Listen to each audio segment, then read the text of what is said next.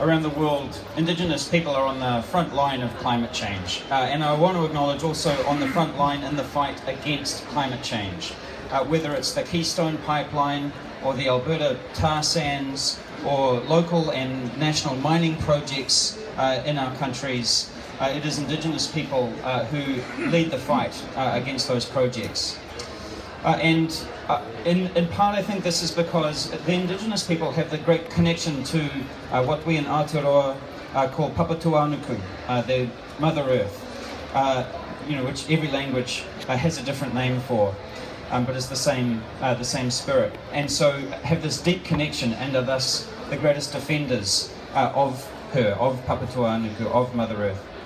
In New Zealand, it is the Indigenous people, the Māori people, who have led the fight against the deep sea oil drilling that our government is continuing to engage in, and that is something that I'm incredibly proud of. Every time the government opens up a new area for exploration, it is Māori, it is iwi who are leading the fight against that. And so I want to congratulate you for that fight. So I want to acknowledge the sacrifices that have been made by Indigenous people and by people in the Pacific in the fight against climate change. Your sacrifices actually benefit all of us. And so I want to acknowledge what you've lost and also what you've fought for, and to thank you for that.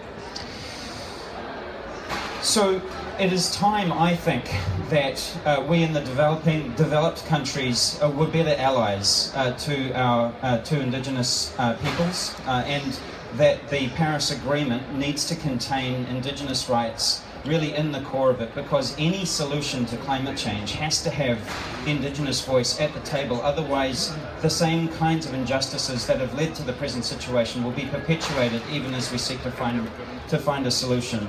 So that is something that we are fighting for in this agreement, to make sure that the acknowledgement of Indigenous rights is included in the agreement, and I think that that's absolutely critical that it is in there. In New Zealand, we came to Paris with a low target, with a weak target for reducing our own emissions, and our government, I think, doesn't have a terribly good plan even to achieve that weak target.